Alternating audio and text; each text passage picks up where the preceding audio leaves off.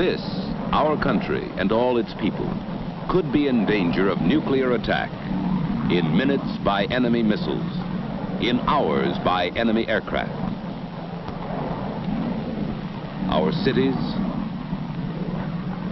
our farms, our factories.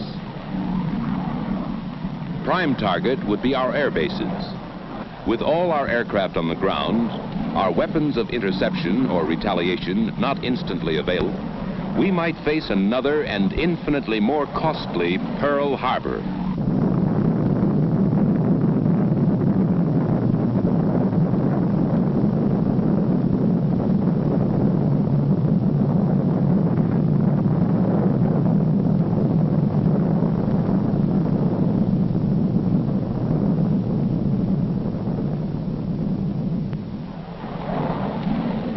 To avoid surprise disaster, some of our aircraft must always be in the sky or on the alert, carrying nuclear weapons.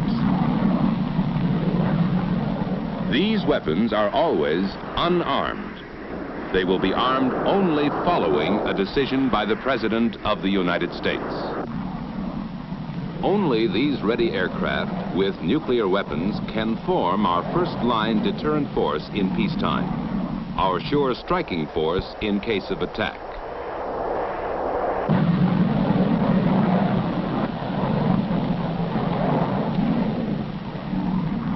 We, the American people, understand and accept this necessity for our survival. But we want to know the facts about one question. Do we live in danger of nuclear explosion and radioactive fallout if one of these airplanes should crash, or one of these nuclear weapons accidentally drop? To give you the facts, the United States Air Force presents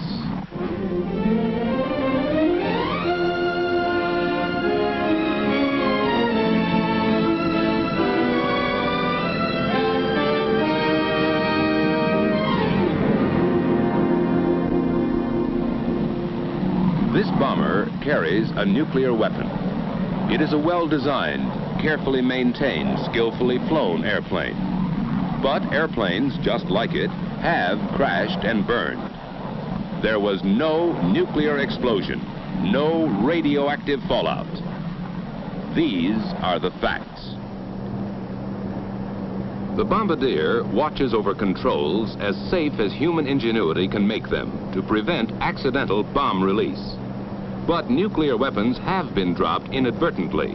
There was no nuclear explosion, no radioactive fallout. These are the facts.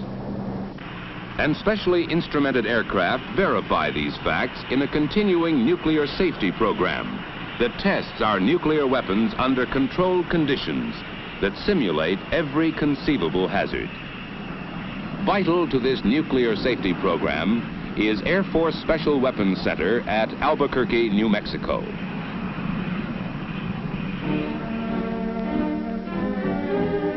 Here, in ultra-modern laboratory buildings, work scientists in and out of uniform. They work with the incredibly complex equations of nuclear physics, which derive from Einstein's famous relationship of mass to energy. These cryptic figures, programmed into lightning-fast computers, are the theoretical base upon which these scientists, together with those of the Atomic Energy Commission, can build nuclear weapon safety.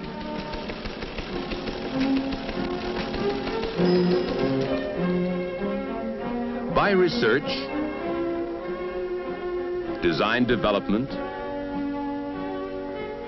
and laboratory test, they ensure weapons not yet built against accidental nuclear explosion.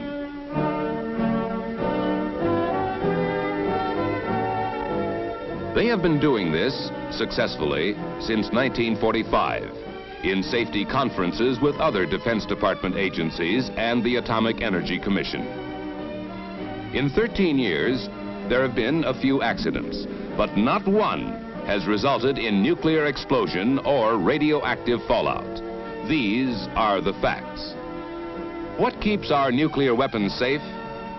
To understand why there has never been an accidental nuclear explosion, you must first know how these explosions can be produced, the general principles of nuclear explosions.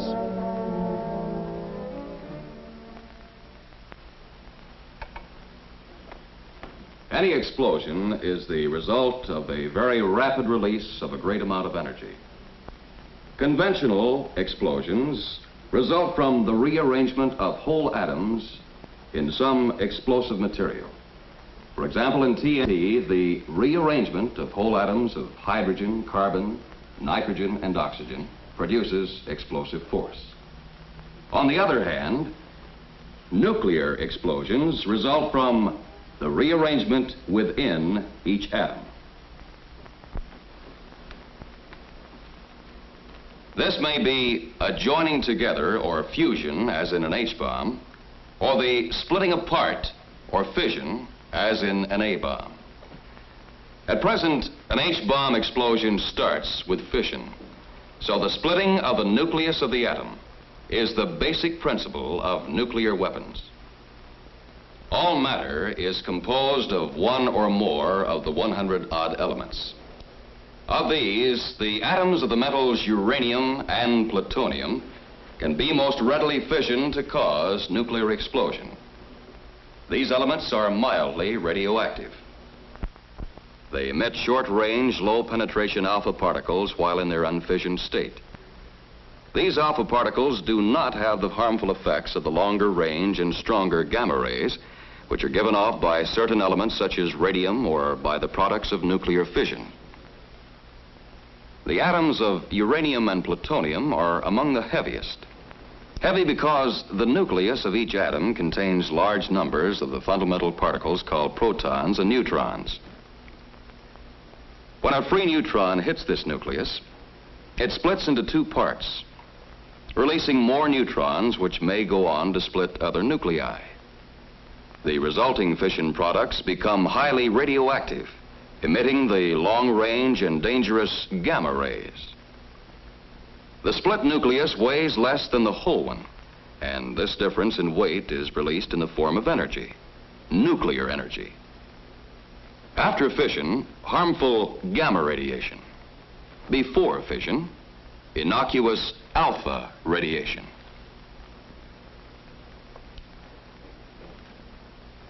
To build up a nuclear energy release, the fissionable material must be of a certain size, shape, or density.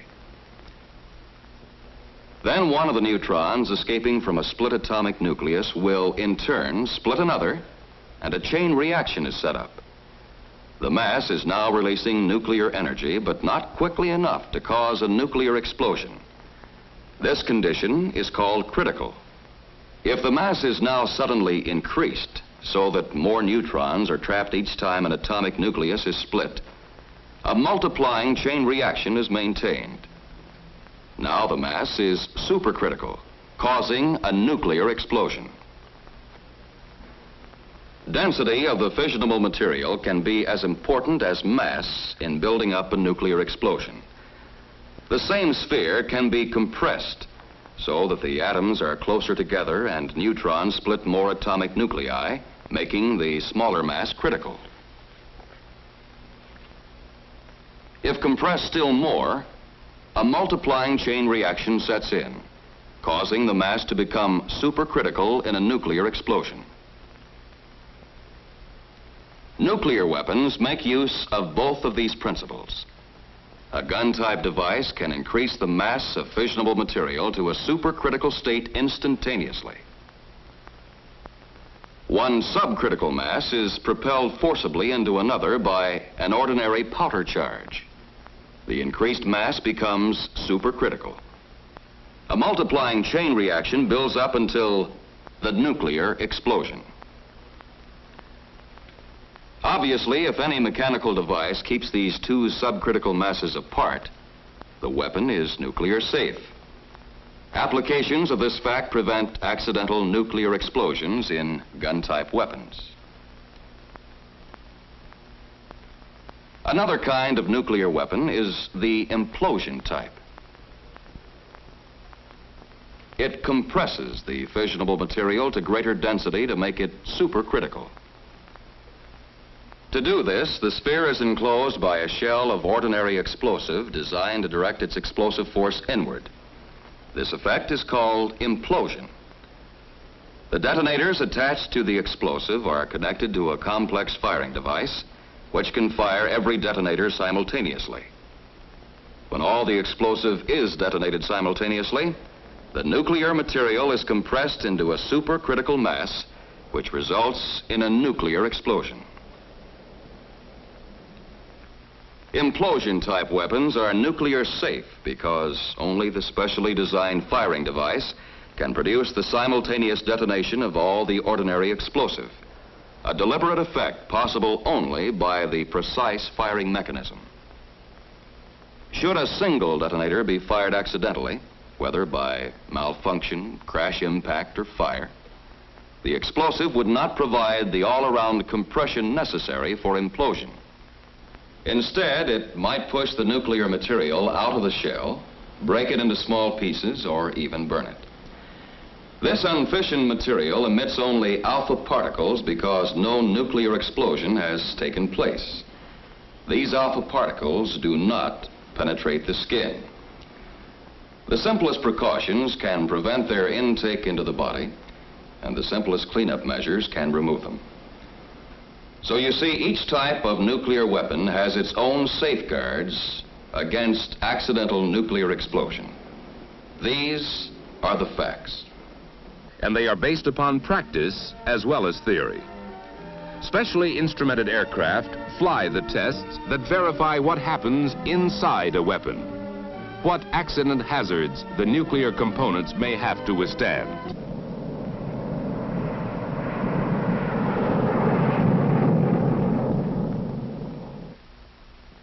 Nuclear safety is everybody's business. Although Air Force flies the test missions, scientists and technicians from the Atomic Energy Commission and other services man the test range and evaluate the findings of the elaborate instrumentation. Drop tests measure impact characteristics of various weapon types. They are made without nuclear components so that this precious material is not wasted.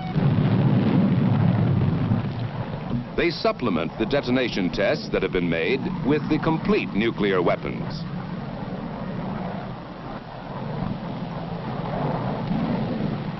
Impact or shock does not cause nuclear explosion or radioactive fallout.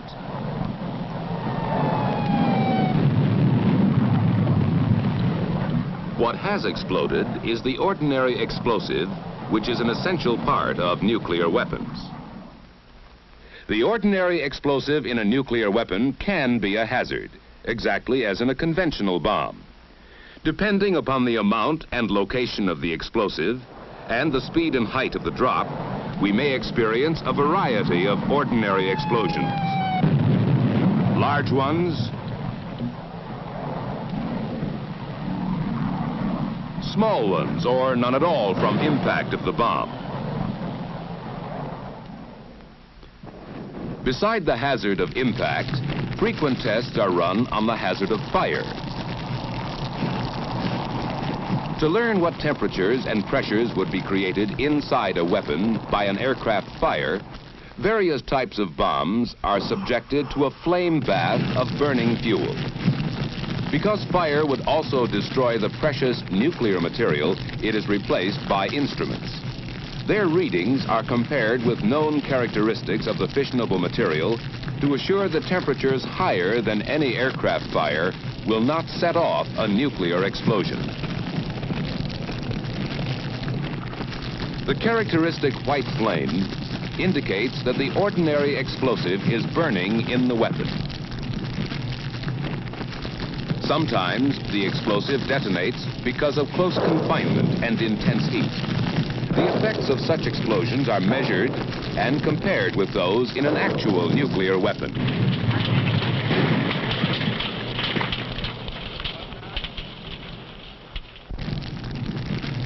Fire and ordinary explosives do not create the conditions necessary for nuclear explosion.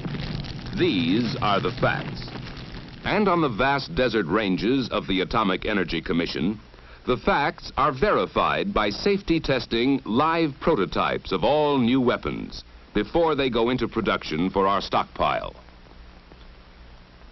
The tests are costly in money and manpower, even more costly in the fissionable materials on which our nuclear strength depends.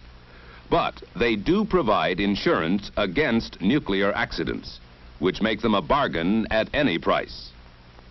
Some take place deep in the earth. Fantastically complex instruments replace the five senses. They record what happens when some of the explosive that surrounds the nuclear material of a new weapon is deliberately detonated. They record only an ordinary explosive blast. A random detonation has not created the implosion which would compress the nuclear material to a supercritical mass. There was no nuclear explosion, no radioactive fallout. Each new design must be proved nuclear safe, able to withstand accident, fire, or random explosive. Other tests with nuclear weapons are made above ground. These are also designed to test the nuclear safety of new weapon types by intentionally detonating the explosive which surrounds the fissionable material.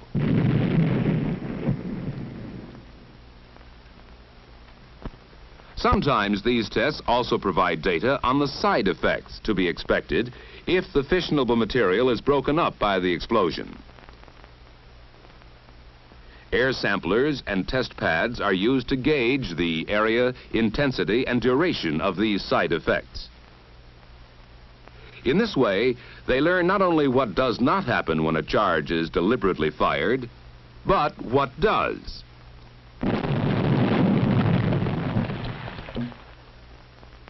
The explosive does break up the nuclear material and scatter parts of it over a small area. This fissionable material is mildly radioactive. If the explosion or fire should suspend any of this material in dust or smoke, it should not be inhaled or otherwise taken into the body in quantity. That is why the trained monitoring and cleanup crews may wear respirators until air samplers or alpha counters have determined that no injurious concentration exists.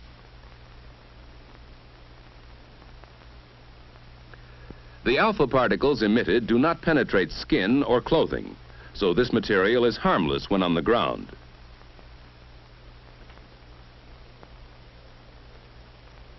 Only simple cleanup measures are necessary, plus an effort to find and save the valuable material. The findings from all tests set up to measure possible radiological hazard are no external radioactive hazard from material on the ground, slight radioactive hazard from prolonged inhalation of material suspended in a small area near the accident, but none from the short exposures necessary for firefighting, rescue, or cleanup of the small area involved. These are the facts. Facts that have dispelled the fearsome myths about accidents involving nuclear weapons. For anyone near an accident, whether or not the crashed airplane carries a nuclear weapon, here are the safe and simple rules. Stay away from the crash unless you are needed for rescue. Bystanders endanger themselves and hamper others. To be safe, keep at least a quarter of a mile away from any burning airplane. At this distance, you are safe from the flames, which may explode the jet fuel, from detonating explosives, and from flying debris. These are the real dangers in rescue or firefighting, as they have always been. The trained men who bear these responsibilities know how to do their job and get quickly away from all these hazards. After the emergency is over, the area is monitored for radioactive material, and, if necessary, cleaned up by specially trained teams. Other specialists care for burned or undetonated pieces of ordinary explosive. Until this is done, access to any crash area is controlled to prevent accidents and speed up the work.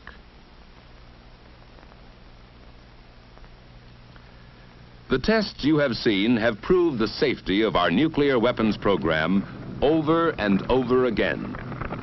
But the grim reality is the payoff. How safe is a nuclear bomber coming in for a crash landing?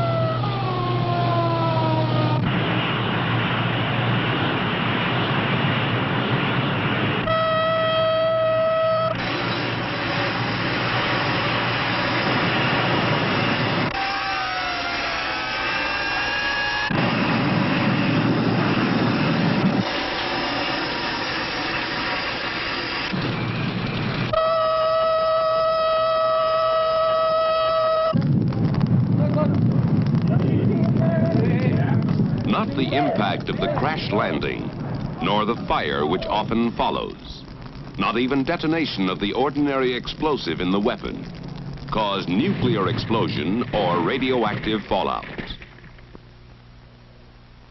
The safety that was designed in during research, built in during development, proved in the laboratory and on the range, has withstood the ultimate tragic test.